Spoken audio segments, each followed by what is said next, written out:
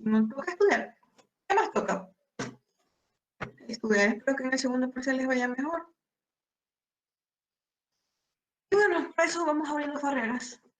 Para irlo repasando, ¿sí? Repasando los temas, las preguntas, los exámenes, van a tener más deberes para que sean forzados a repasar más. ¿Ya? No se desanimen, no hay ninguna materia por perdida antes de tiempo. ¿Ya? ¿Sí? Prometo que en el colegio lo van a ver solamente una vez. Al menos que, claro, la cojan como especialidad, pero bueno. O sea, medicina interna. Señor Veloso. Entonces vamos a pasar a su clase de sodio. Por favor, los que tengan su libro de... No te vayas, Carelli. Que tengan su ventana completa.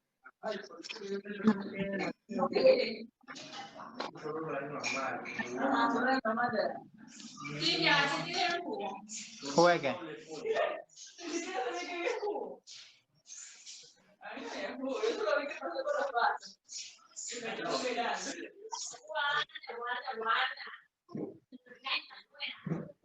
Un silencio. Ay, listo, se silenció. Señor Veloz. Listo. Y presentamos ahora mi pantalla completa. Compartimos. Y presentando pantalla. Y es aquí, ¿no es? No se modificaron.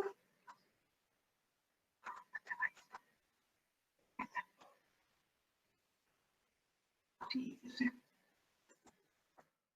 Ok, chicos. Vamos a hiponatremia. Por favor, los que tengan su libro ya en su PDF abierto o su libro de Farreras, vamos a hablar de sodio. Habíamos quedado en que sodio es el principal electrolito extravascular, ¿sí?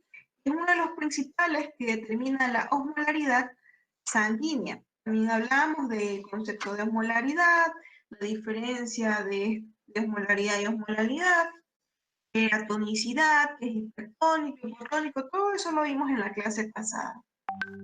Sí, espero que lo tengan muy claro en su mente, esos conceptos.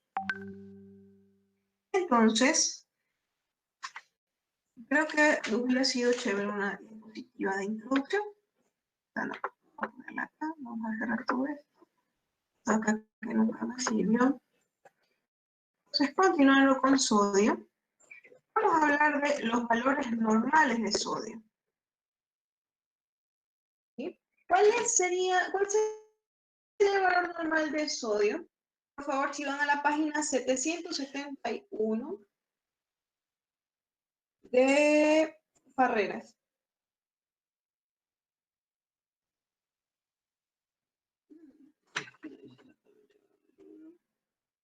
¿Quieren llegar a la página de Farreras? ¿No? Bueno, vamos a quedar en que el valor normal de sodio es de 135 a 145.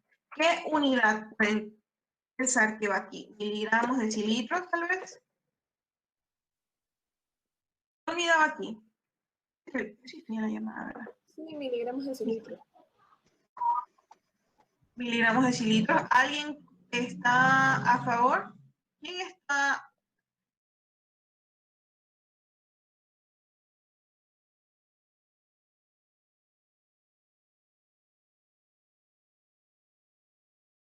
Participan, muchachos, me encanta. Participen. Mil equivalentes litro. Nos medimos el sodio en el equivalente litro.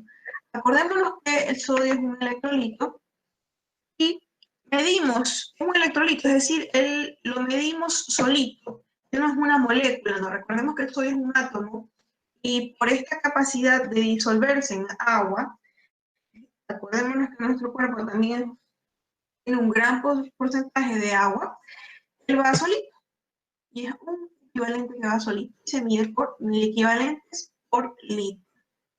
Es decir, si yo tengo 3 litros de agua en mi cuerpo, voy a tener 135, como ejemplo lo estoy diciendo, 135 por 3 litros. Que sería igual a 135 por 3. Ah, cierto, a partir de ahora vamos a empezar a usar calculadora, ¿sí?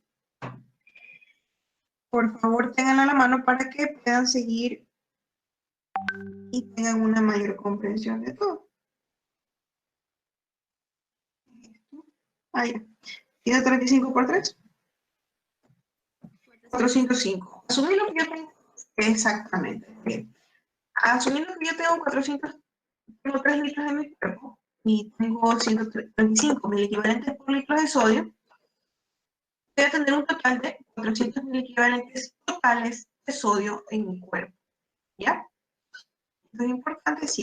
Más adelante lo vamos a ver. Entonces, quedamos con esto, que el valor normal de sodio, ¿cuánto es? 135 a 145 mil equivalentes litros. En el examen les voy a poner, o voy a pedir que les pongan miligramos decilitro entre las opciones, les voy a poner otras unidades, porque aprenderse las unidades es muy importante. Además, recordemos que nosotros no trabajamos con las mismas unidades de algunos países, difieren. Entonces es importante saber en qué presentación la tenemos, ¿sí? Entonces comenzamos con el extremo de acá. Vamos a comenzar con hiponatremias. Se denomina hiponatremia, aquí sí, vamos a usar esto bonito. Voy a buscar las otras diapositivas que están muy chéveres. Aquí se supone que están muy chéveres. La hiponatremia es el valor de sodio, o valor de sodio menor a 135 mil equivalentes litros. Ustedes ven un paciente con un valor de sodio menor a 135 mil equivalentes litros, les pueden decir que el paciente tiene hiponatremia. Entonces, puede ser que el sodio va a ser chiquito y tener cierto tipo de regulación. Puede ser que no le ponemos mucha bola. No. A veces ni siquiera es rarísimo que se midan los electrolitos en un examen de rutina. Pero la hiponatremia representa el 15 al 30% de patologías en pacientes hospitalizados. Es decir, no estoy hablando de un valor muy pequeñito. Ya, 15 al 30% de pacientes es un valor considerable. Es decir, nos podemos ocupar con una hiponatremia tranquilamente. Entonces, dentro de estos pacientes hospitalizados, quienes tienen esa tendencia a desarrollar este tipo de trastornos electrolíticos, tenemos a los pacientes que cursan con tiempos operatorios, neoplasias, situaciones neuroquirúrgicas y ejercicio extremo. También tenemos a la insuficiencia cardíaca y a la cirrosis. ¿Ya? ¿Ustedes se acuerdan que hablamos de esto? ¿Qué creen que se parece la insuficiencia cardíaca y la cirrosis? ¿Qué podrían tener en común?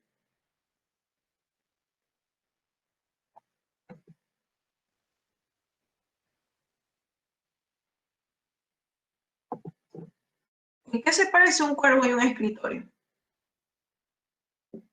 No, mentira. ¿Qué similitud se les ocurre que hay entre la insuficiencia cardíaca y la cirrosis? ¿Edema? ¿Puede ser? ¿Alguien dijo edema? ¿Alguien más dijo algo? ¿No le escuché? Pérdida de líquido asítico. Ingurgitación. Movimiento de líquido, ingurgitación. En estas dos patologías hay cierta alteración Por edema. en algo que nos... ¿Ande? ¿Qué dijo? Fue agregando el edema. Hay edema, exactamente. Hay cierto movimiento de líquido a ciertos espacios. Puede ser en el caso de la cirrosis, hay una hipertensión portal, toda la sangre que pasaba por aquí ya no puede pasar porque están los sinusoides todos fibrosados. De ser un espacio en que la sangre corría libremente, ahora la sangre no puede pasar y no puede llegar al corazón. En el caso de que el corazón esté sano, y en el caso de que el corazón está dañado, el corazón no bombea sangre adecuadamente. ¿Ya? El corazón está dañado, sí, pero el hecho de que la sangre no llegue hacia el resto del cuerpo, donde tiene que llegar, la sangre oxigenada, va a tener una serie de consecuencias. Y estas dos patologías se podrían relacionar porque tienen algo en particular en común. Yo me acuerdo que se podía rayar esto de aquí. A ver si puedo rayar, marcador resultado. ¿Ya?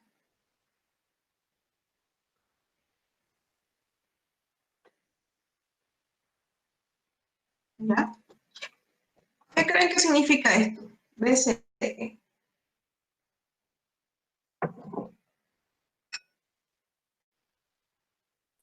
Volumen circulante eficaz. Exactamente, el volumen circulante eficaz. Cuéntame, ¿qué significa? ¿Cuál es el concepto de volumen circulante eficaz? Como para repasar.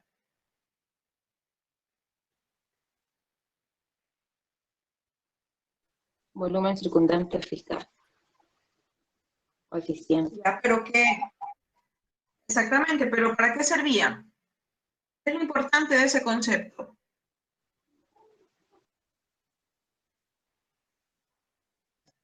¿No? Acordémonos que la sangre va por todo nuestro cuerpo, ¿verdad? Hay sangre que va por las arterias, hay sangre que va por las venas, otra por los capilares, y dependiendo de por dónde van pasando, por qué vasos sanguíneos van pasando, van realizando ciertas funciones.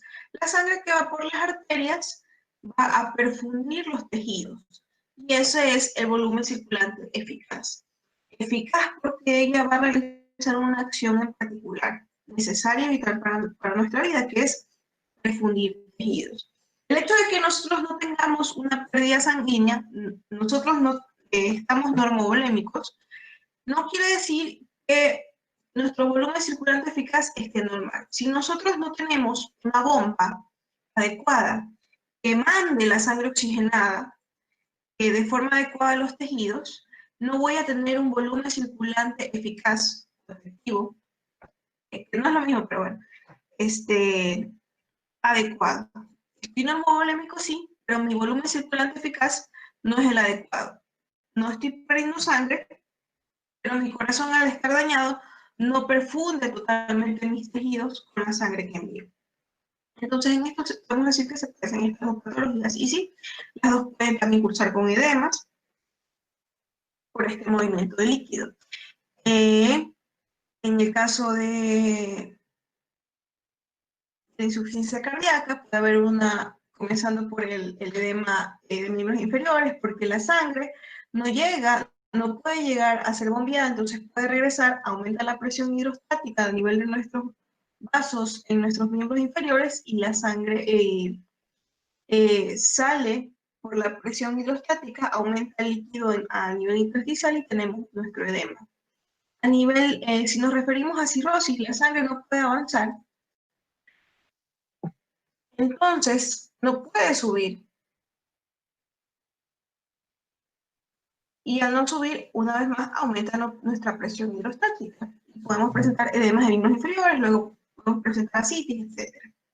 Bueno, esto es un poco más complicado y vamos a hablarlo un poco más serio cuando hablemos de edemas. Pero vamos a hablar después de síndrome nefrótico y síndrome nefrítico, que esa clase la tienen el miércoles, la vemos el lunes. ¿Ya? Entonces, pacientes en postoperatorios también pueden presentar hiponatremia. ¿Ya? Ustedes alguna vez les va a tocar pasar por un postoperatorio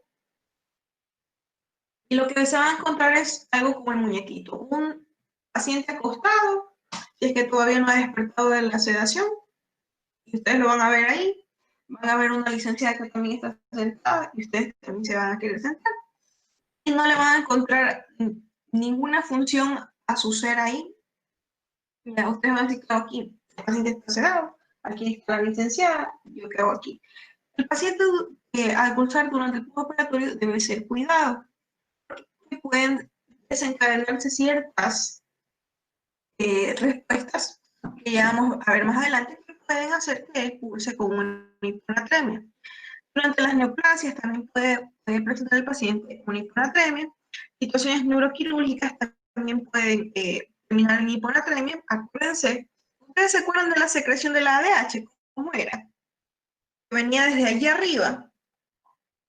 ¿Quién quiere entrar? No, no quiero. Entonces, ¿quién quiere entrar? Uy, no, no ven eso. ¿Quién quiere entrar? Nadie. Bueno. Y ejercicio extremo. Y ya vamos a ver por qué el ejercicio extremo. Entonces, bien, todo comienza así. La hiponatremia, uno de los principales pasos para estudiarla es el cálculo de la osmolaridad plasmática. ¿Ya? La osmolaridad plasmática durante una hiponatremia puede encontrarse elevada, puede encontrarse normal o puede encontrarse disminuida. ¿Ya? Pero recuerden que el sodio es el principal soluto que mantiene la osmolaridad plasmática. Entonces, si yo tengo hiponatremia, es decir, poco sodio, que es el principal determinante de mi osmolaridad plasmática, es decir, si tengo el sodio en valores normales, la osmolaridad también debería estar en valores normales. Si tengo poco sodio, la osmolaridad debería estar disminuida. Entonces, ¿por qué ustedes creerían que se puede presentar esta, ¿cómo llamarlo así? Esta contradicción de que a tener hiponatremia, es decir, poco sodio, con una osmolaridad elevada o normal? ¿A alguien se le ocurre algo? Incluso aquí les puse las fórmulas para el cálculo de la osmolaridad plasmática, donde pueden ver que el sodio es el soluto más importante del cálculo de la osmolaridad plasmática. ¿Alguien me puede decir en qué situaciones puede encontrar una hiponatremia con osmolaridad elevada o normal?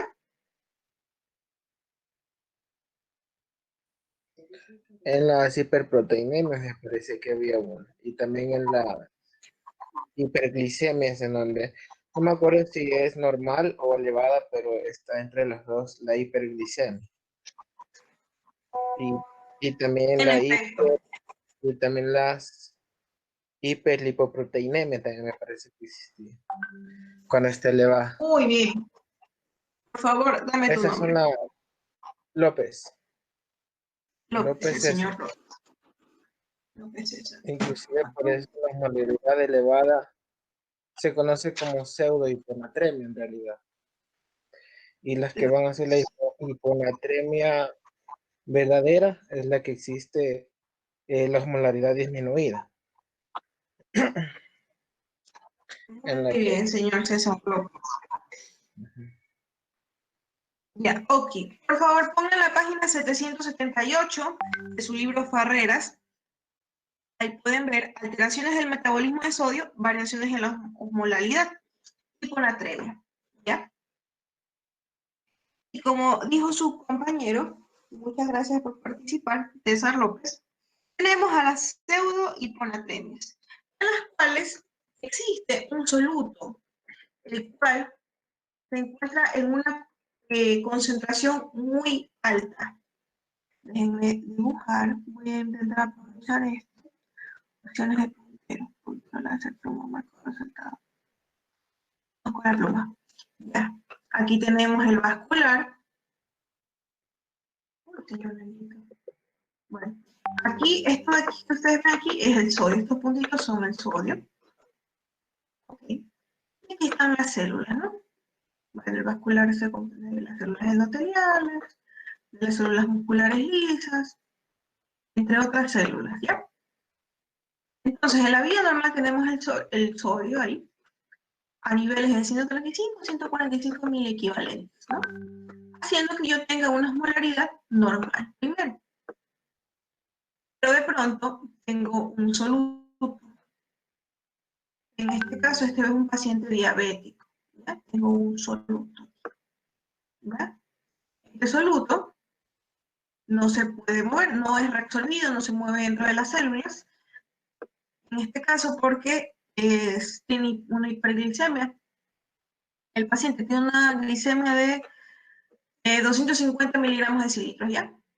Entonces, al tener este soluto en grandes cantidades, va a hacer lo mismo que sucede en la orina. Empieza a salir, déjenme buscar otro puntero, vamos con el color lápiz, el verde, porque es el agua, entonces vamos a ponerle el color celeste. Empieza a salir el agua de las células al vascular, porque es en el vascular donde está el exceso de glucosa. Recuerden que si yo tengo una mayor concentración de solutos aquí, es lo que me está haciendo la glucosa, el agua va a moverse del lugar de menor concentración, es decir, dentro de las células, a la mayor concentración, ¿sí? En este caso, el vascular. Okay. Entonces, al salir toda esta agua dentro de las células, voy a tener mucha agua en mi vascular. ¿Y qué va a pasar con el sodio? El sodio se va a diluir. ¿Ya? No significa que yo perdí sodio, no significa que yo tome mucha agua, en este caso no. Significa que el agua dentro de las células salió.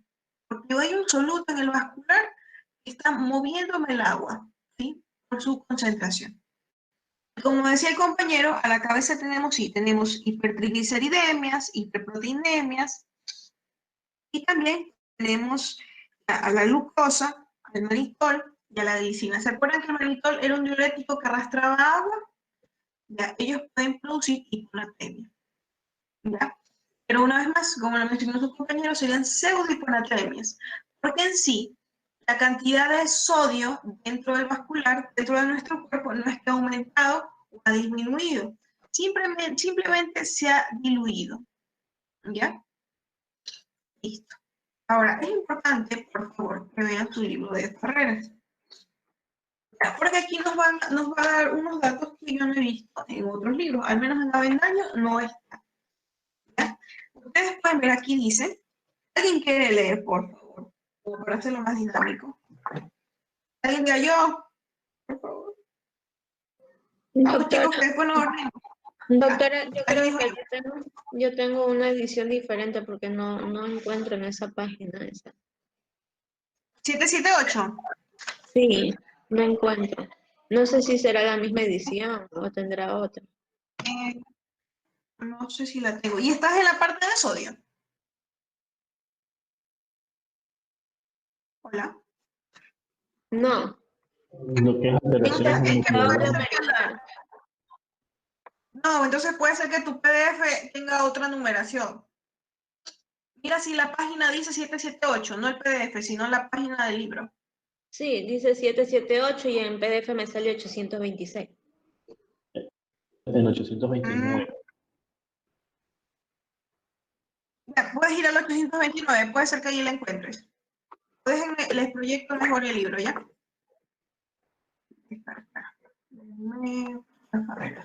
Ya, y ustedes resaltan en su libro y así tienen un libro resaltado bien chévere. ¿Dónde está? Sodio 778. Ustedes están viendo el libro, ¿verdad? Aquí está. Ya. Entonces aquí está. Lo que su compañero nos mencionaba de la pseudohiponatremia. Y una vez ustedes se dan cuenta de que no les estoy mintiendo. Ya, aquí están. Las pseudohiponatremias. ¿Ya? Y como su compañero les mencionó, hipertrigliceridemias o las hiperproteinemias son solutos que nos pueden arrastrar el agua y producir una hiponatremia, pero falsa. ¿Sí? Y como pueden ver, son valores muy extremos, ¿ya? De 100 miligramos de decilitros, en el caso de los triglicéridos, y en el caso de las proteínas plasmáticas, ¿ya? Van a producir un descenso de 1.7 mil equivalentes de sodio. ¿Sí? Listo. Y lo más importante que yo quiero que se aprendan, porque este valor de hipertrigliceridemias no es algo que creo que vayan a encontrar comúnmente, pero las hiperglicemias sí. ¿Ok? Entonces acá nos menciona la glucosa, el mannitol y la glicina. ¿Ya? Y esta es la parte más importante. ¿Ya? En situaciones de hiperglicemia, por cada 100 miligramos de ascenso de la glicemia, la natremia va a disminuir de 1.6 a 2.4 miliequivalentes. ¿Ya? Entonces vamos a poner aquí un comentario bien chévere.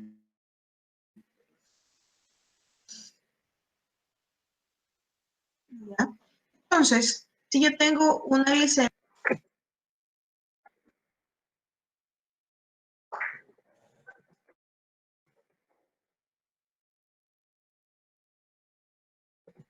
¿ya? Vamos a ponerle 300. Puedo tener un sodio de, ¿cuánto le vamos a poner?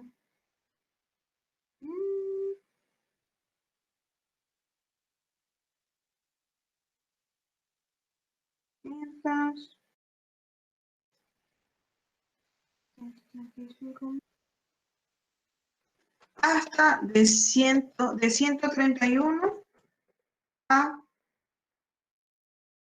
2.4, 3.4, no sé.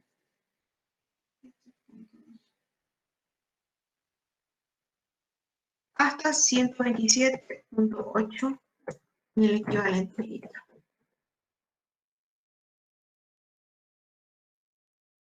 ¿Ya? Listo.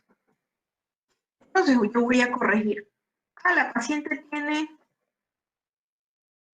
300 miligramos de decilitros de glicemia y le hicieron una medición de sodio, una medición de los electrolitos por completo.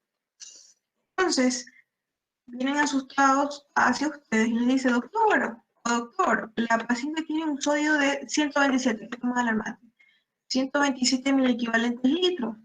Pero la paciente está tranquila. La paciente está con 500 miligramos de decilitros, pues está tranquila. ¿Ya? Y respecto al sodio, la paciente también está tranquila, no disvaría, no ve ninguna alteración en el sensorio, porque acuérdense que una de las principales manifestaciones de alteraciones en los trastornos hidroelectrolíticos, específicamente el sodio, son alteraciones neurológicas, bueno, también hay náuseas y vómitos, la paciente está tranquila. Ella solamente tiene un control, por si acaso. ¿Ya? Entonces ustedes corrigen. La paciente tiene 300 miligramos de decilitros. Entonces, por cada 100 miligramos de ascenso, en este caso sería 200 miligramos de ascenso, ¿ya?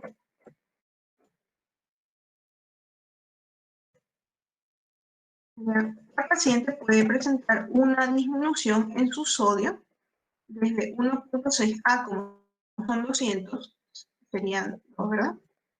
A 2.4 mil equivalentes, ¿ya? Entonces a ese valor le vamos a restar, porque se ve muy complejo si lo ponemos así, de grande.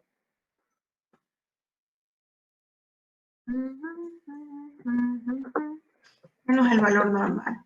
De 135, 145, vamos a usar el más pequeño, porque estamos hablando de hiponatremia. ¿Ya?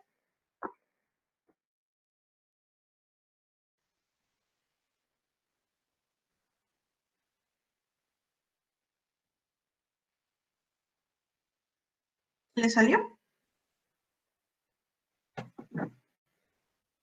¿Qué le salió? Le salió 131.8 aquí. Y más alarmante,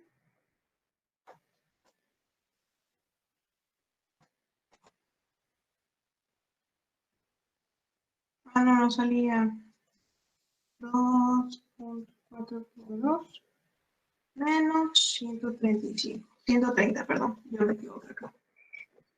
Vale, 130.2. Uy, señor. 130.2. Listo. Entonces la paciente puede tener tranquilamente un sodio de 130.2 o de 131.8. O sea, lo más bajo que ella puede tener, máximo 130.2. Para decir que es culpa de la glicemia. ¿Qué tratamiento utilizaríamos aquí? ¿Cuál sería el tratamiento aquí? César, ¿sabes cuál sería el posible tratamiento? Insulina, Chicos, para bajar la glucosa. Exactamente, corregir la glicemia de la paciente. Si corregimos la glicemia de la paciente, Se corrige la anatremia, es obviamente. exactamente, porque estoy moviendo Porque ahí sí. ese soluto. Ajá. Exactamente, estoy moviendo el soluto que está causando ese movimiento de agua. Muy bien. Jocelyn, saliste Jocelyn, ¿dónde estás Jocelyn? No te he afectado. Listo, entonces, hasta ahí vamos bien. ¿Ya? Entonces, en primer lugar, tengo un paciente con una hiponatremia, un sodio bajo, aparentemente. Lo primero que tengo que hacer es calcular la osmolaridad plasmática. No siempre un paciente viene con exámenes y ahí incluyen la osmolaridad. Pero sí, la mayoría de pacientes hospitalizados se encuentran dentro de sus exámenes con la glicemia, con el perfil renal, es decir, urea, creatinina, y con electrolitos. Entonces yo tranquilamente puedo calcular la osmolaridad plasmática. ¿Sí? Así que esta fórmula se la tienen que aprender. Como no usamos aquí boom, nosotros usamos urea, es urea dividido para 6.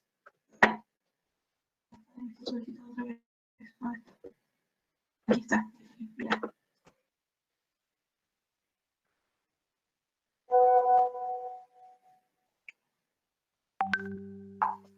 Listo. Ahí estamos bien, ¿verdad? Entonces viene un paciente hacia mí. No viene un paciente hacia mí. Juanita va con unos exámenes a consultarme a ver si están bien. Y ella sabe leer exámenes. Ahorita todos sabemos leer exámenes, ¿no? Porque vemos el valor normal y vamos, de una vamos a el rango, ¿no? Entonces rapidito vemos, está menor que rango, o está mayor que rango, está alterado.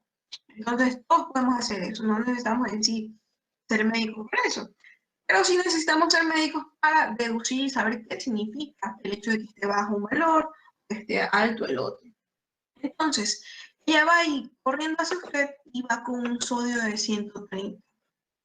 Doctora, yo sé que esto está mal, por favor dígame qué podemos hacer. ¿Qué hace usted? Primero, si puede, y lo principal es calcular la osmolaridad plasmática. ¿Ya? Quedamos en eso. Entonces, lo primero para valorar una hiponatremia es la osmolaridad plasmática. perfecto. Muchas gracias. Responder. Ya. Entonces, existen varias formas de calcular la osmolaridad y la más importante para mí es clasificación en aguda y crónica. ¿Ok? A diferencia del resto de patologías, el tiempo que determina si una hiponatremia es aguda o crónica son 48 horas. ¿Ya? 48 horas. ¿Alguien sabe a qué se debe este rango de tiempo de 48 horas?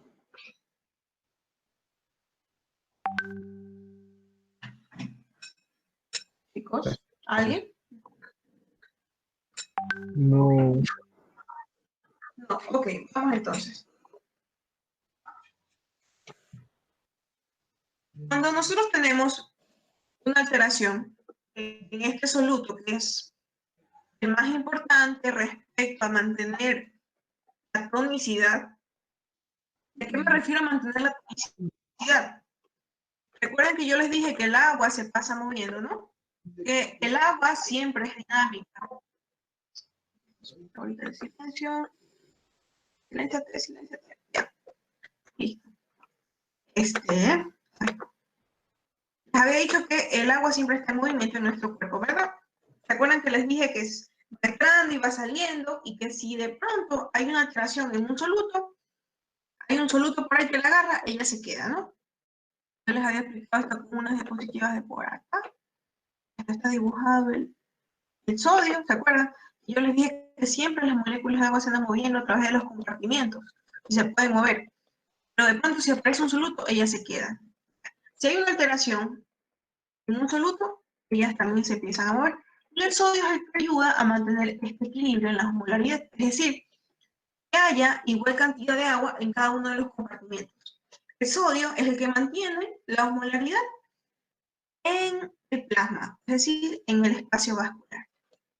Si hay una alteración en el sodio, va a haber una alteración en el resto de compartimentos. Y uno de los más importantes es el intracelular.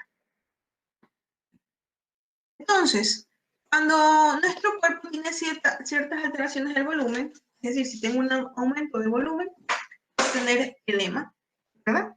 Si tengo una disminución de mi volumen, me deshidrato, tengo signo de pliegue, mucosas secas, etc. Es decir, me chupo, me puedo chupar como una pasita, ¿ya? Eso es lo que hace mi cuerpo de forma general. Pero hay una parte de nuestro cuerpo que no puede ni chuparse, ni puede tampoco estirarse, ¿ya?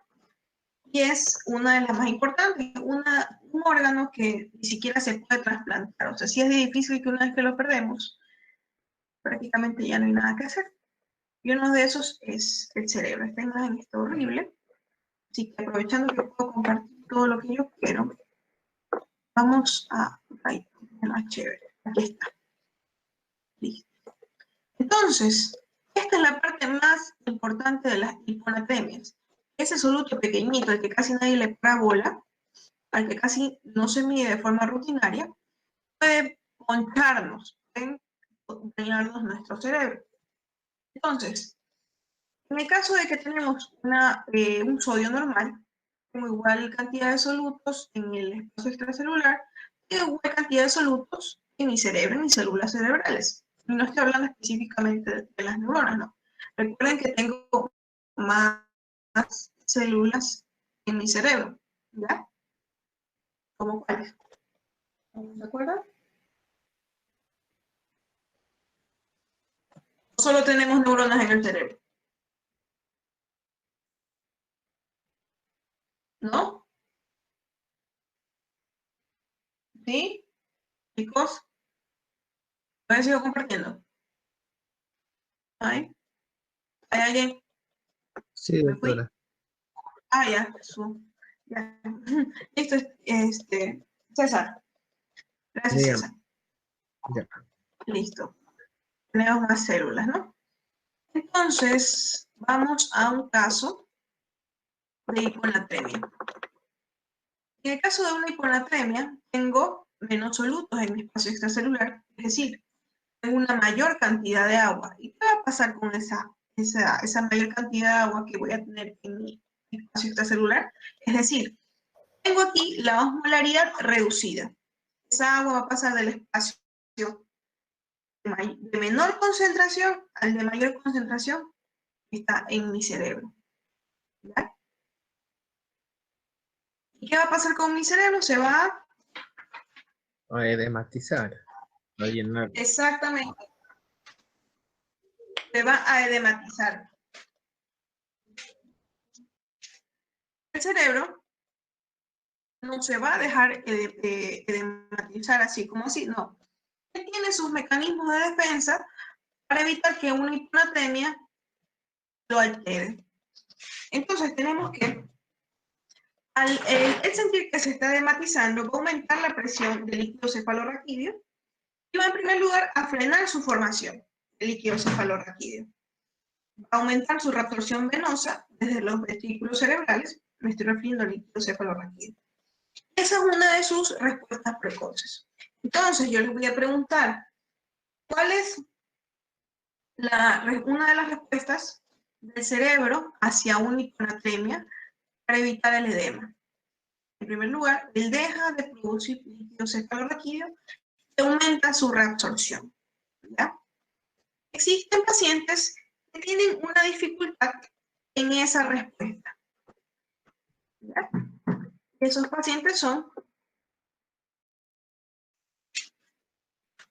los pacientes que presentan hipoxemia, ¿ya?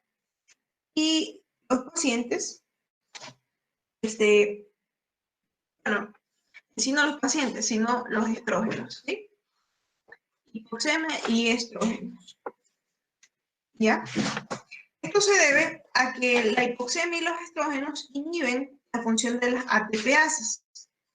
Y de esa forma van a limitar la capacidad adaptativa ante sobrecargas de agua. En este caso sería la hiponatremia, es decir, una disminución de la osmolaridad plasmática. ¿Quién es ella? ¿Alguien sabe quién es ella? Ex mi universo. Mi doctora Flores. Virginia. ¿Cómo se llama? Virginia Limongi. Virginia Ella, Limongi. exactamente. Y ahorita está embarazada. Así que bueno, Bien. ahí tenemos los estrógenos. Sí. Bueno, aunque sí el estrógeno no es decir la hormona del embarazo, pero bueno, para que se les quede ahí. Pacientes que tienen esta dificultad de presentar esta respuesta adaptativa son los pacientes con hipoxemia y los estrógenos, es decir, mujeres en edad reproductiva. ¿Ya? Tienen una dificultad para esta respuesta adaptativa del cerebro ante su edematización de dejar de producir líquido cefalorraquídeo y aumentar la reabsorción de líquido cefalorraquídeo en los senos venosos. Esa es una de las respuestas del cerebro. Otra de las respuestas es la que estaba acá en el libro, ¿ya? Como pueden ver, si ven aquí, tengo poco sodio, y al tener poco sodio tengo mucha agua. Es decir, tengo muy poco sodio para retener el agua. Ustedes se acuerdan que eso era ósmosis. Era un soluto que agarraba el agua y disminuía su probabilidad de moverse entre los compartimentos. Entonces, el sodio no tiene esa capacidad de retener el agua. Entonces, esa agua se va a poder mover libremente. El sodio se divorció del agua, ¿ya? Y va a buscar más partículas a las que unirse dentro del cerebro, ¿ya? Pero el cerebro no es tonto. El cerebro dice, si se va a venir toda esa agua, me voy a llenar de agua, me voy a matizar. No, entonces yo ya no quiero esos solutos, los voy a mandar afuera, así el agua se queda afuera. Y eso es lo que hace. Manda los solutos afuera de ella. ¿Sí? Los manda afuera. En el caso de una hiponatremia aguda. En el caso de una hiponatremia crónica, manda los solutos afuera, ¿ya? De forma que, ustedes ven esta flechita aquí, no significa que el soluto entra, no, sino que esta representa que tiene pocos solutos. Tengo poco sodio y también tengo pocos solutos dentro de mí, que los mande afuera. ¿Para qué? Para que el agua no venga hacia mí, sino que se quede afuera. ¿Ya? Eso es lo que hace. El cerebro, para tener esta respuesta adaptativa de lanzar la cantidad suficiente de solutos afuera para que el agua no entre a sus células, demora 48 horas. ¿Ya? Por eso es que tenemos este límite de tiempo de 48 horas. Además, no solamente lanza este tipo de solutos que se mueven rápidamente, sino que también el cerebro empieza a producir otros osmoles, ¿sí? Para lanzarlos hacia afuera. Entonces son aminoácidos, fosfocreatina y el mioinositol. Él los produce y los empieza a mandar afuera. Y no solamente eso, sino que esos solutos se mueven lento. Entonces, lo dispara y demoran en volver. ¿Ya? Es muy difícil que regresen. ¿Ya? En el caso de una hiponatremia aguda, este tipo de respuesta, o sea, la hiponatremia, la disminución del sodio en nuestro espacio vascular, la disminución de la osmolaridad, esa agua libre que queda sola y soltera, se va a mover muy rápido, tan rápido que el cerebro no va a poder responder de forma adaptativa y se va a dematizar. Entonces, esa es la razón por la que tenemos este límite de tiempo de 48 horas de hiponatremia aguda y hiponatremia crónica. ¿Ya? ¿Qué más les iba a decir de eso? Ya. Sí, esa es una de las razones. ¿Estamos hasta ahí bien? Sí. Sí. Perfecto. Ok.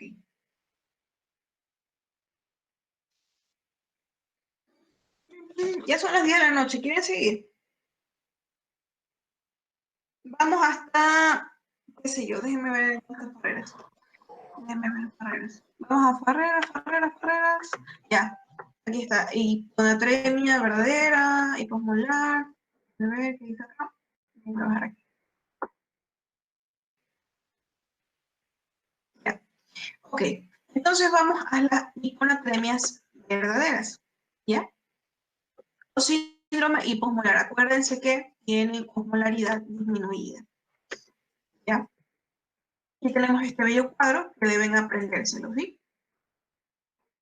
Las hiponatremias hipoosmolares, es decir, hiponatremias verdaderas, se clasifican en hiponatremias hipovolémicas, no volémicas e hipervolémicas, ¿sí?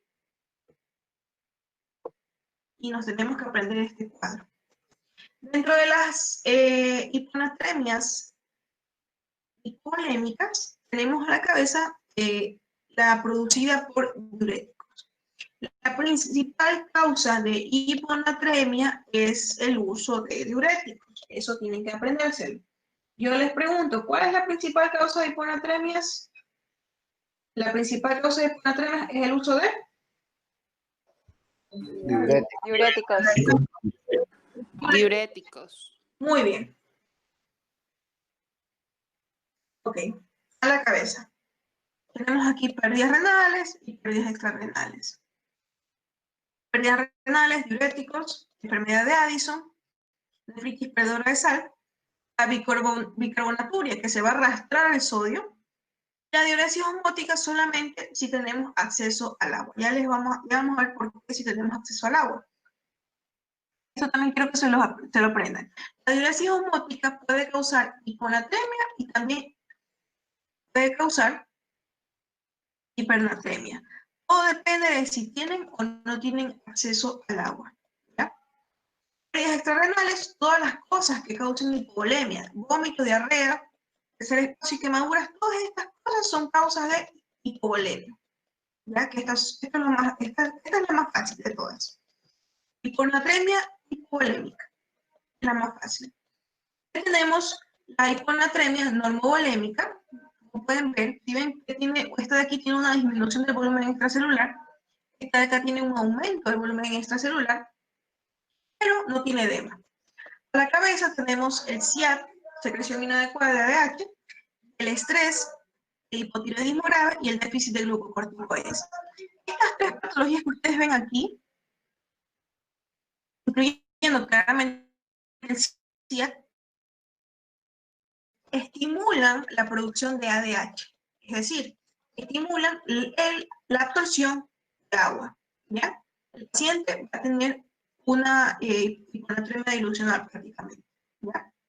Tenemos la hiponatremia con un exceso de agua y sodio, es decir, un aumento muy grande del volumen circulante eficaz. Perdónenme, circulante eficaz, es volumen extracelular.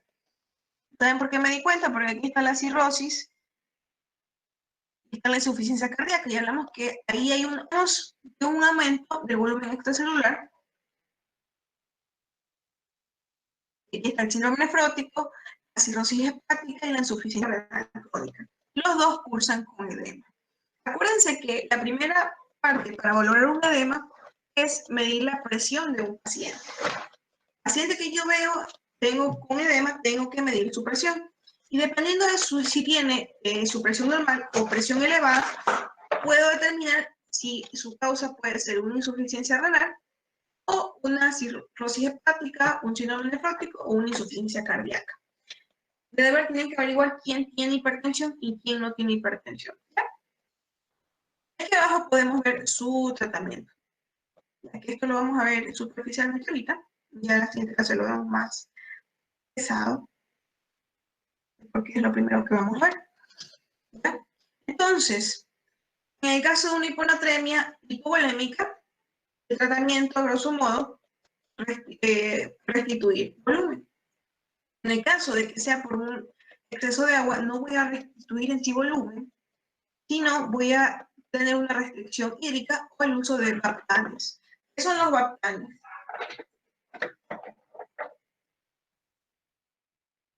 Vamos chicos, ya casi terminamos. Google. Repite la pregunta. Ande. Son los acuaréticos. ¿Ande? Dígame. ¿Alguien dijo algo? ¿Alguien dijo algo? ¿Qué dijo? Sí, parece que son los acuaréticos lo que bloqueaban los canales donde actuaba la antidiurética. Exactamente. Exactamente. Tienen el efecto contrario del ADH. No permite actuar el ADH. Bloqueaban y conservan agua, por así decirlo. Exactamente. Muy bien. No conservan agua. Si antagonizo el ADH, no conservo agua. Elimino el agua, sí, verdad. Exactamente, a mí no más. Muy bien. Y en el siguiente caso, en el exceso de agua tenemos restricción hidrosalina y también el uso de diuréticos. Pero recuerden que el uso de diuréticos es individualizado. ¿Ya? Listo. Hasta ahí. ¿Algo más que les iba a decir? Sí. Algo que les voy a decir ahorita, que también les voy a repetir en la siguiente clase. ¿Ya? Pero vamos a comenzar con esta parte que les dije al comienzo, que la hiponatremia se encuentra principalmente en los pacientes en su postoperatorio. En Farreras no lo menciona Bendaño, menciona un fenómeno de desalinación, de sal, desalinación, no es desalineación, no, fenómeno de desalinación. ¿Ya? Durante este fenómeno se da una liberación no osmótica del ADH. Recuerden que tenemos estímulos osmóticos y no osmóticos para la liberación del ADH. Y entre los mecanismos no osmóticos para su liberación estaba el dolor, náuseas, ansiedad y también estaba el estrés. ¿Ya? Ustedes se acuerdan que eso lo encontramos aquí en ¿dónde? En las hiponatremias normovolémicas. ¿Sí ven? El estrés, estos dos también participan. Bueno, las náuseas, el dolor, todo esto, y bueno, creo que nos estresamos también. El dolor también nos estresa. Todos estos estimulan la secreción del ADH. Y este tipo de situaciones se pueden presentar en pacientes que cursan su postoperatorio. ¿Ya?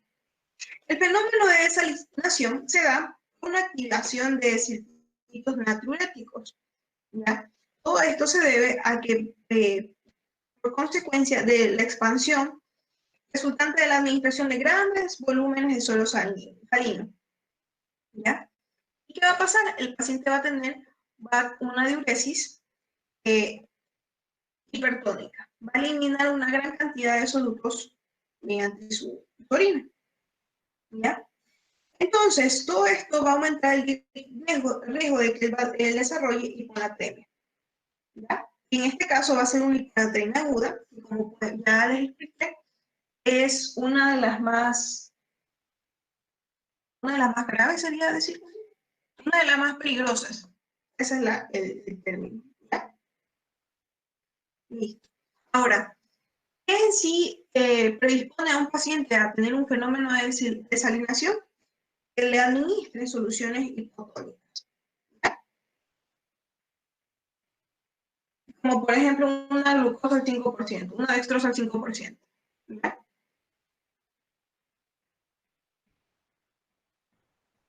Entonces, el paciente puede presentar el fenómeno de desalinación. Además, es decir, que el paciente va a presentar natriuresis y es predispuesto a pasar por este fenómeno si se le administra soluciones hipotónicas. Además, el paciente puede tener una secreción de ADH, esto producido por estímulos como el estrés y el dolor o náuseas. Es decir, yo a mi paciente que está en el postoperatorio tengo que hacerle un adecuado control del dolor. Si le administré tramadol al paciente para su dolor, ¿qué va a pasar con ese paciente? El paciente va a tener náuseas. Entonces, ese también es un estímulo para la secreción de ADH. ¿Qué tengo que hacer? Tengo que controlar sus náuseas. ¿Qué hago? Administro tramadol con metoclopramida. ¿Qué pasa si hice una histerectomía? Tengo una paciente que tiene un dolor inmenso, porque la histerectomía, el dolor postoperatorio es increíble, y le administro tramadol solamente, y aparte es una paciente hipotiroidea y no está bien controlada, voy a tener una secreción de ADH. ¿Ya? Bueno, y el CIAT, que ustedes saben que su diagnóstico es diagnóstico de descarte, creo que eso no es la palabra adecuada. Pero en sí, ustedes buscan otras causas para esta secreción de ADH, y si todas las descartan, pueden decir que el paciente tiene un CIAT. ¿Ya?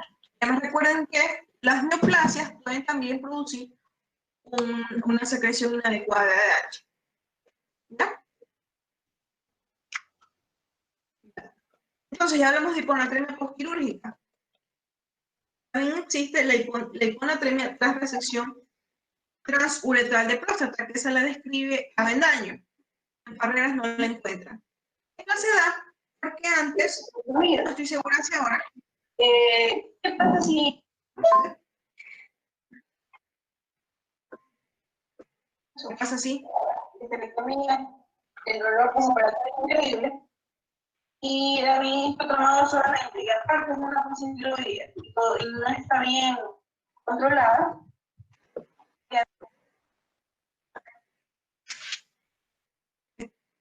César, te tuve que silenciar. No sé si yo me estaba escuchando a mí mismo o me estaba preguntando algo. Bueno, ya para terminar. Durante las resecciones transuretrales de próstata, se administran soluciones con solutos orgánicos. Después de haber hecho esta resección de la próstata, este soluto quedaba en pasada vascular y el agua se eliminaba, quedando el soluto orgánico en el vascular y producía una dilución del vascular, casi similar a la glucosa. Entonces, ese otro evento también es descrito por Avendaño, pero ya son las 10. No queremos ir, ¿verdad? Voy a mandarles un deber, ¿ya? Y ustedes lo van a hacer. Listo, doctora. Y la siguiente clase, vamos a ver tratamiento. ¿Ya? Vamos a evaluar las soluciones. Acuérdense que ustedes saben calcular la osmolaridad de las soluciones. ¿Ya? Y también quiero que por favor se aprendan la fórmula de coprofol para la siguiente clase, la fórmula de la osmolaridad plasmática también, ¿sí? Y también lo que vimos sobre la glucosa y la hiponatremia. Así que por cada 100 miligramos, cada elevación de 100 miligramos de glucosa, disminuye la natremia hasta 2.4 miliequivalentes litros, ¿sí? Listo, chicos. Eso sería todo. Mañana, Dios mediante, van a tener sus resultados y van a poder revisar sus exámenes, ¿sí? Doctorita, mañana estarán las No se vayan a dormir. No, en el Tube no. Podrán revisarlas. Sí, no, en el Tube no. Ya, Creo que el Tube se la suben el miércoles. El miércoles creo que se la suben, creo. Pero hasta donde sé, Doctora, creo hay que una es el pregunta. domingo. La frecuente. Ah, eso también La mañana. frecuente. Mañana ven las notas de sus tareas ahí subidas. Y también las de sus lecciones. Bueno, las de sus lecciones sí las saben, creo. ¿Verdad? Sí, La frecuente sería los deberes y la lección que dimos. claro, promediadas. Eso sería. Si Ah, tienen ya, tareas atrasadas, sí, si tienen tareas atrasadas, por favor súbanlas. ¿Qué será? Ya hasta las 10:30. ¿Ya? Ya, doctora. Ya se habilitó para que puedan subir. Listo, chicos, ahora sí, ya nos vamos. Nos vemos el miércoles. Hasta el Vale, miércoles. Disculpe, doctora. Dígame. Disculpe, es que me Gracias. dijeron que había tomado lista al inicio. Yo me uní como 10 minutos tarde. Ya voy. López. Veloz. Veloz. Sí, por Listo, favor, Veloz. discúlpela. No se preocupe. Muy amable, gracias. Arellano también, doctora, por favor, gracias. ¿Quién? Arellano. ¿Quién? Arellano. Arellano, sí. No, Gracias. ahí estás. ¿Sí te ves? Ya.